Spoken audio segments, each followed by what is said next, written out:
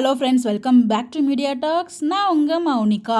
So இப்போது எல்லாருக்குமே தெரிஞ்சிருக்கும் நிறைய பேருக்கு. ஸோ நிறைய இதில் பிக் பாஸ் எக்ஸ்பெக்டட் கண்டஸ்டன்ஸ் அப்படின்னு சொல்லிட்டு ஒவ்வொரு சேனல்லையும் ஒவ்வொரு லிஸ்ட்டு சொல்லுவாங்க. பட் ஃபைனலாக நம்ம அந்த வீட்டுக்குள்ளே போகும்போது இவங்கெல்லாம் கன்ஃபார்ம்டு லிஸ்ட் கண்டஸ்டன்ஸ் அப்படின்னு சொல்லிட்டு நமக்கே தெரியும். ஸோ நம்மளோட சேனல்லையுமே பார்த்திங்கன்னா பிக் பாஸ் நமக்கு கிடைச்ச அப்டேட்ஸ் நான் ஷேர் பண்ணலான்னு இருக்கேன். அது ஒரு தனி வீடியோவில் நான் ஷேர் பண்ணுறேன், நமக்கு கிடைச்ச அந்த கண்டஸ்டன்ஸ் யார் யார் அப்படின்னு சொல்லிட்டு.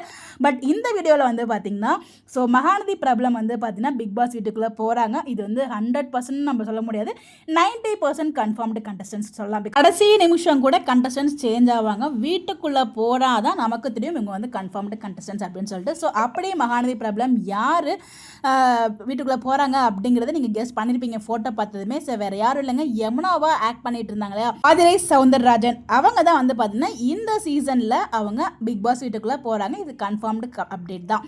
அதனால தான் மேபி எனக்கு தெரிஞ்சு பார்த்தீங்கன்னா அவங்க சீரியல் குவிட் பண்ணியிருப்பாங்க போல் அப்படிங்கிற மாதிரியும் லைட்டாக தோணுது.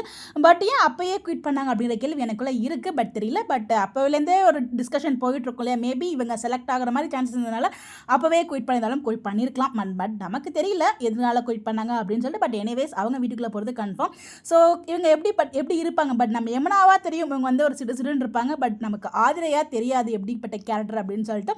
வீட்டுக்குள்ளே போகும்போது தான் பிக் பாஸ்க்குள்ளே அவங்க எப்படி இருந்துக்கிறாங்க அப்படின்னு நமக்கு தெரியும். பட் நல்லா ப்ளே பண்ணுவாங்கன்னு மட்டும் தெரியுது. அந்த ஸ்போர்ட்ஸ்லாம் நல்லா பார்க்கும்போது நல்லா இருக்கும் அப்படிங்கிற மாதிரி ஃபீல் ஆகுது. பட் நம்ம எதுவுமே டிசைட் பண்ண முடியாது. வீட்டுக்குள்ளே போயிட்டு அவங்க என்ன பண்ணுறாங்க அப்படிங்கிறத அங்கே போய் பார்த்து தான் தெரியும். ஒரு சில பேருக்கு பிக் பாஸ்னால நெகட்டிவ் ஃபேமும் ஆயிருக்கு, பாசிட்டிவ் ஃபேமும் ஆயிருக்கு. அதுதான் அவங்கவுங்க அங்கே என்ன பண்ணுறாங்களோ அதை பொறுத்து தான். ஸோ எத்தனை பேர் பிக் பாஸ் ஷோக்காக வெயிட் பண்ணிட்டு இருக்கீங்க, நம்மளோட ஃபாலோவர்ஸ் எத்தனை பேர் பிக் பாஸ் பார்ப்பீங்க அப்படிங்கிறது உங்களோட கருத்தை கமெண்ட்டில் சொல்லுங்கள், நானும் தெரிஞ்சுக்கிறேன்.